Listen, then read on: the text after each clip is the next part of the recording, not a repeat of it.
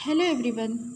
आज की क्लास में हम लोग वेस्टर्न आर्ट से पुनर्जागरण काल के बारे में पढ़ेंगे। पुनर्जागरण काल की कला के बारे में देखेंगे।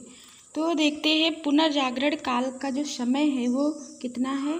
तो वो है 14वीं सदी से 16वीं सदी। इसको याद रखेंगे, इम्पोर्टेंट है। तो कितना समय है? 14वीं सदी से 16वीं सदी इसका समय है।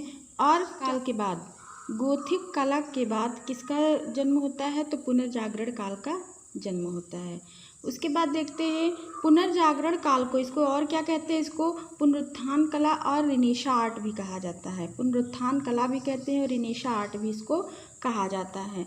और इसका जो जन्म होता है, पुनर्जागरण कला का जो जन्म हुआ है वो इटली में हुआ है, इटली के फ्लोरेंस में हुआ है। और पुनर्जागरण या रिनेशा आर्ट को 3 भागों में बांटा गया है। तो कौन कौन से भागों में बांटा गया है? तो प्रोटो रिनेसा, जिसको पूर्व पुनर्जागरण काल कहते हैं, जिसका समय है 14वीं सदी। फिर देखते हैं अर्ली रिनेसा, जिसको मध्य पुनर्जागरण काल कहते हैं, जिसका समय है 15वीं सदी। फिर अगला है हाई रिनेसा। तो हाई रिनेसा उसको उत्तर पुनर्जागरण काल कहते हैं, जिसका समय है 15वीं सदी का अंतिम। और क्या होता है? 15वीं सदी का अंतिम तथा 16वीं सदी का आरंभ, ये हाई रिनेसा का है। तो हाई रिनेसा बहुत इम्पोर्टेंट भी है। फिर देखते हैं अगला, सबसे पहले आएगा हमारा प्रोटो रिनेसा या पूर्व पुनर्जागरण काल। तो इस काल में 2 प्रसिद्ध चित्रकार हुए। तो कौन कौन हुए? पहला है जियोत्तो, दूसरा है सिमाबुए हैं। ओके। फिर देखते हैं जियोत्तो के बारे में हम लोग देखते हैं। तो इसे पुनर्जागरण काल की कला का जन्मदाता कहते हैं। जियोत्तो को क्या कहते हैं? पुनर्जागरण काल की कला का जन्मदाता। और ये गोथिक का प्रसिद्ध चित्रकार भी है। ये क्या है? गोथिक कला का प्रसिद्ध चित्रकार और शिल्पकार भी था। ये गोथिक कला से आया हुआ है। उसके बाद देखते हैं आद्य पुनर्जागरण का महान चित्रकार कौन है? तो जियोत्तो को कहा जाता है। जियोत्तो का जन्म देख लेते हैं। इनका जो जन्म हुआ था 1967 ईस्वी, एक सेकेंड, इनका जन्म हुआ था 1967 ईस्वी में। इटली के फ्लोरेंस में इनका जन्म होता है। जन्म इम्पोर्टेंट है कि कहाँ हुआ था? तो इटली के फ्लोरेंस से 1267। कब हुआ था? 1900 नहीं, 1267 में हुआ था। ओके, तो याद रखेंगे। फिर आगे देखते हैं असीसी चर्च की दीवारों पर सेंट फ्रांसिस के जीवन पर आधारित इन्होंने कितने चित्र बनाए हैं, ये पूछा जा सकता है। तो इन्होंने 28 चित्र बनाए थे। ठीक है। तो असीसी चर्च की दीवारों पर सेंट फ्रांसिसी के जीवन पर इन्होंने 28 चित्र बनाए थे। और इनके प्रसिद्ध चित्रों के बारे में चर्चा कर लेते हैं। तो चित्र इनका है लाइफ ऑफ वर्जिन, ईशा का जीवन, हेरोडोट्स बर्थडे फीस्ट, इम्पॉर्टेंट है। हेरोडोट्स बर्थडे फीस्ट, ये किसकी है? तो जियोत्तो की है। फिर देखते हैं अगले हैं कलाकार सिमाबुए। तो सिमाबुए या कभी कभी सिमाबुए भी दिया होता है। तो इनका जन्म होता है 1240 ईस्वी, इटली में इनका जन्म हुआ है। और ये फ्लोरेंस स्कूल का प्रसिद्ध चित्रकार था। फिर देखते हैं पीसी की उपासना गृह में अंकित सेंट जॉन का विशाल मणिकुट्टिम चित्र किसने बनाया है? तो सिमाबुए ने बनाया है।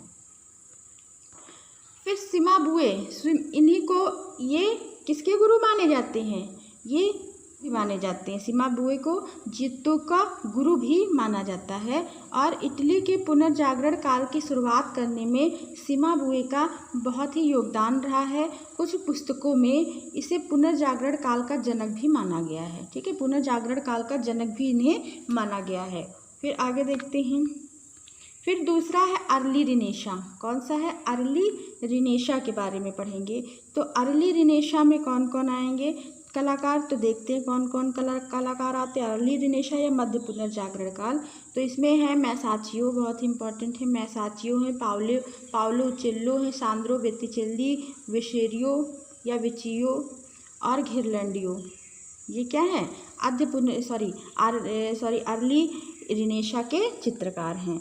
फिर देखते हैं इनके बारे में हम लोग देख लेते हैं। तो मैसाचियो, सबसे पहले हम लोग देखेंगे मैसाचियो। तो मैसाचियो का जो जन्म हुआ था वो 1401 ईस्वी में हुआ है। 1401 ईस्वी में ये इटली में इनका जन्म होता है।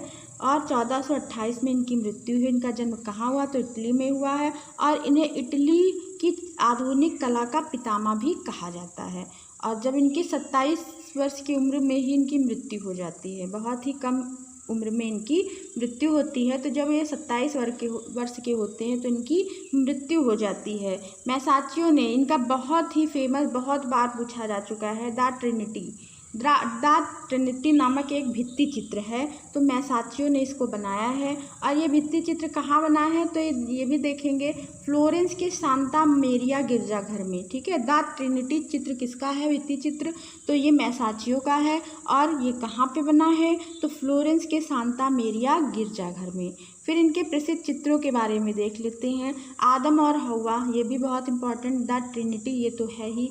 फिर देखते हैं स्वर्ग निष्कासन, मैडोना एंड चाइल्ड, ये इनके प्रमुख चित्र हैं। और एक चीज़ और याद रखेंगे जो पेपर में कई बार पूछा जा चुका है, इन्हें क्या कहते हैं, इन्हें रेखीय परिप्रेक्ष्य का आरंभकर्ता माना जाता है।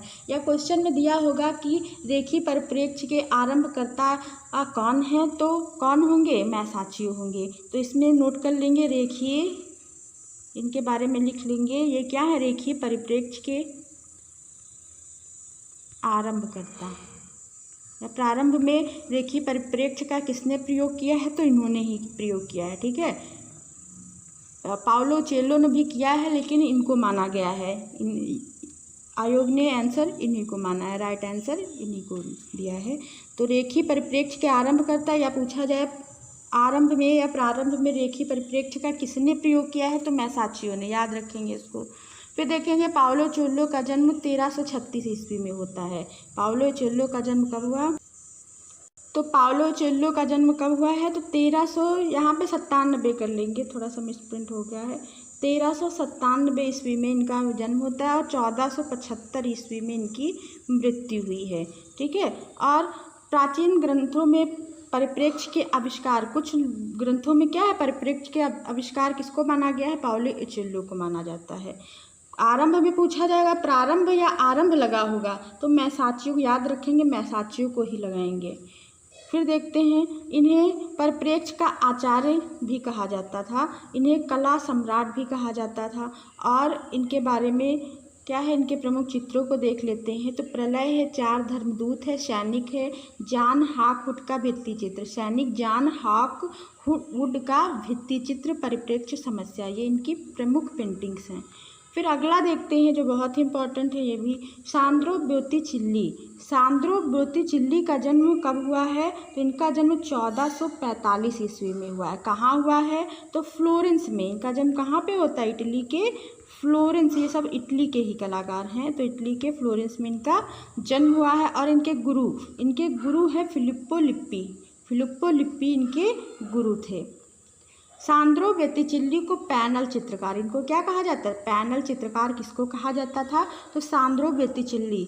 और सान्द्रो बोत्तिचेल्ली का कथन है जो बहुत इंपॉर्टेंट है, कला में भाव अभिव्यक्ति हेतु रेखा महत्वपूर्ण है। कला में भाव अभिव्यक्ति हेतु रेखा महत्वपूर्ण है, ये किसका कथन है तो सान्द्रो बोत्तिचेल्ली का कथन है। इनके प्रमुख चित्रों के बारे में चर्चा कर लेते हैं। तो वीनस का जन्म है, मार्स और वीनस है, मगी की आराधना है, पवित्र परिवार है, ये किसकी पेंटिंग्स हैं तो सान्द्रो बोत्तिचेल्ली की पेंटिंग्स हैं।